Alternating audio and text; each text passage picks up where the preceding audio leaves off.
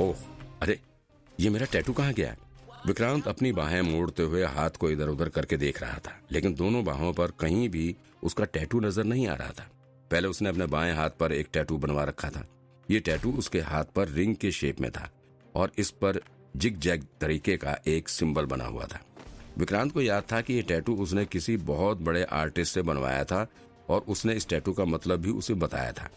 ये ग्रीक भाषा में फ्लो ऑफ वाटर का सिंबल था, लेकिन अब न जाने कहां वो टैटू गायब हो चुका है। विक्रांत को समझ में नहीं आ रहा था कि अचानक से ये टैटू कहां गायब हो गया। विक्रांत अपनी नजरें चारों तरफ दौड़ाते हुए इस जगह को समझने की कोशिश कर रहा था। यहाँ एक अजीब सा शोरगुल का माहौल था। ऐसे माहौल में विक्रांत आज तक कभी नहीं रहा था।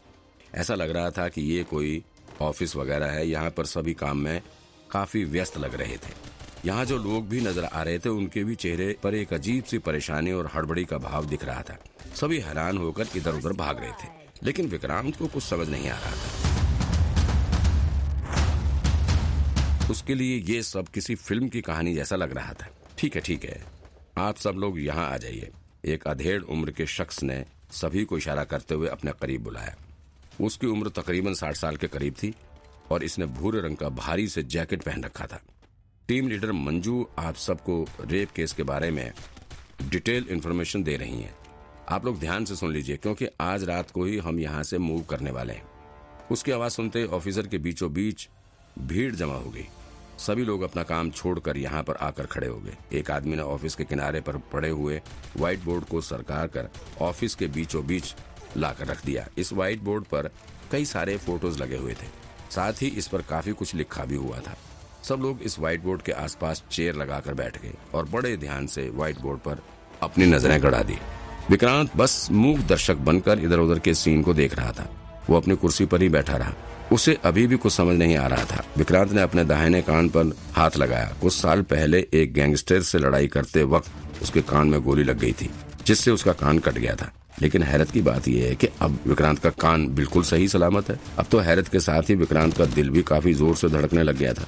उसे ये सब बड़ा अजीब सा लग रहा था। इस वक्त वो अपना चेहरा देखना चाहता था। विक्रांत अपनी कुर्सी पर बैठे बैठे इधर उधर नजरें दौड़ाते हुए आईने की तलाश करने लग गया। तभी उसकी नजर सामने टेबल पर रखे एक फोटो फ्रेम पर पड़ी। वहाँ पर एक आदमी की फोटो रखी हुई थी, जिसने कि पुलिस यूनिफॉर्म पहना हुआ था। इस फोटो को देखते ही विक्रांत के चेहरे पर पसीना आ गया। दरअसल ये उसी का फोटो था, लेकिन पुलिस यूनिफॉर्म में उसकी फोटो कैसे आई, इसका जवाब विक्रांत के पास भी नहीं था। ये सब क्या है? कहाँ हूँ मैं? विक्रांत ने मन ही मन सवाल किया। ये मेरा पुनर्जन्म तो नहीं हुआ, लेकिन मैं पुलिस ऑफिसर कैसे बन गया? कहीं मेरा दिमाग किसी और के शरीर में तो नहीं आ गया? ऐसा भी हो सकता है क्या? विक्रांत को अभी भी याद है कि वो तो मुंबई शहर का बहुत बड़ा गैंगस्टर था। हालांकि उसका नाम तो विक्रांत ही था, लेकिन क्राइम की दुनिया में लोग उसे विक्की डॉन के नाम से जानते थे। कुछ लोग उसे विक्की शूटर भी कहते थे। पूरी मुंबई पुलिस के लिए सिर दर्द बना हुआ था। लेकिन फिर ये सब कैसे हुआ? पुलिस की वर्दी में उसकी फोटो कैसे आई? अचानक से विक्रांत को कुछ याद आया। मुझे तो फांसी दी गई थी ना। अब उसे किसी के द्वारा कही गई बात याद आ रही थी। कुत्ते की जिंदगी से बेहतर है सम्मानजनक मौत। ये बात विक्रांत के कानों में उस वक्त भी गूंज रही थी जब उसके गले में फांसी का फंदा पहनाया जा रहा था। कहीं सच में मेरी आत्मा किसी दूसरे के शरीर में तो नहीं आ गई है? ऐसा भी हो सकता है क्या? और ये सब अचानक कैसे हुआ? मुझे फांसी का फंदा पहनाया गया था, यहाँ तक तो मुझे याद है, लेकिन उसके बाद क्या हुआ? अचानक से मैं इस पुलिस यूनिफॉर्म में कैसे आया? विक्रांत के दिमाग में अब जो नई मेमोरी फिट हुई थी, उसके हिसाब से अब वो फिर से इस दुनिया में वापस आ गया है, लेकिन इस बार गैंगस्टर के रूप में नहीं, बल्कि एक पुलिस ऑफिसर के रूप में। वो मुंबई के क्राइम ब्रांच का इन्वेस्टिगेटर है। उसका काम क्राइम से जुड़े केस की जांच करना है। दूसरे शब्दों में कहें तो विक्रांत अब एक जासूस यानी कि डिटेक्टिव बन चुका था। यानी कि अभी जहां पर विक्रांत बैठा हुआ था, ये पुलिस स्टेशन है। विक्रांत को जैसे जैसे सच्चाई समझ आ रही थी, उसका सिर भी चकराया जा रहा था। उसके सिर के ऊपर लगे पंखे के चलने की आवाज और आसपास का शोर उसके दिमाग में सुई की तरह चुभ रहा था। ये सब कैसे हो सकता है? ये सब ये पॉसिबल नहीं है। विक्रांत के चेहरे पर पसीना आने लगा था। हैरान परेशान विक्रांत ने जब अपने सिर पर हाथ फेरा तो दंग रह गया। ये क्या? मेरे सिर पर तो बाल ही नहीं थे और कितने सारे चोट के निशान थे। ये सब कहाँ गया? दरअसल अब विक्रांत के सिर पर काफी घने और लंबे बाल उगे हुए थे, जो कि उसे बहुत ज्यादा खूबसूरत बना रहे थे। और अब उसकी उम्र भी काफी कम लग रही थी। देखिए, इस महीने की 12 तारीख तक हमारे पास 3 रेप केस की घटनाएं सामने आ चुकी हैं। इस वक्त एक लेडीज इन्वेस्टिगेटर्स व्हाइट बोर्ड के सामने खड़ी होकर सबको किसी रेप केस के बारे में बता रही थी।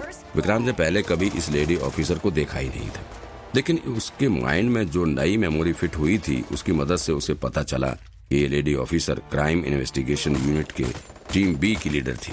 इसका नाम मंजू सचदेवा है और ये इन्वेस्टिगेशन यूनिट की सबसे तेज तर्रार ऑफिसर के रूप में जानी जाती है। अभी तक जितनी भी विक्टिम्स हुई हैं वो सभी यंग लड़कियां ही हैं और जो थोड़ी मॉडर्न लाइफ जी रही है उन्हीं को ये रेपिस्ट अपना शिकार बना रहा है। टीम लीडर मंजू ने सबकी तरफ देखते हुए कहा, क्योंकि अभी तक जितने भी केस सामने आए हैं वो किसी बार या क्लब के आसपास ही हुआ है और उन्हीं लड़कियों को विक्टिम बनाया गया है जो बार या क्लब में से बाहर निकली हैं और सारा कांड आधी रात के बाद ही किया गया है। ये रेपिस्ट साइको टाइप का लग रहा है। ये सबसे पहले लड़कियों को बहलाकर बार या क्लब से बाहर ले आता है, फिर उन्हें बेहोश करता है और फिर लड़कियों का रेप करता है। रेप करने के बाद ये उनके ऊपर टॉयलेट भी करता है। ओह, टॉयलेट करने की बात सुनकर सभी इन्वेस्टिगेटर्स के चेहरे पर अजीब से रिएक्शन देखने को मिला।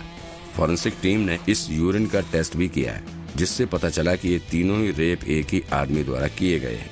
और हाँ, जो लास्ट विक्टिम थी उसने उस रेपिस्ट से खुद को बचाने के लिए उससे फाइट भी की थी। रेप करते टाइम उसको होश आ गया हो तो उसके नाखूनों में इस रेपिस्ट का ब्लड सैंपल भी आ गया है। हमने इस ब्लड सैंपल को भी टेस्टिंग के लिए भेज दिया है। टीम लीडर मंजू सचदेवा अभी इस केस के बारे में एक्सप्लेन ही कर रही थी कि उस जैकेट वाले आदमी ने विक्रांत की तरफ देखते हुए कहा, ओ हेलो, तुम इधर क्या कर रहे हो? आज सबको रात भर काम करना है, जाओ जाके सबके लिए कॉफी लेकर आओ। विक्रांत ने उसकी तरफ ध्यान से देखा। ये कोई और नहीं बल्कि टीम का कैप्टन पुष्कर था। दरअसल पुष्कर और विक्रांत ने एक साथ यहाँ पर ड्यूटी स्टार्ट की थी, लेकिन वो शुरू से ही विक्रांत से द्वेष रखता था।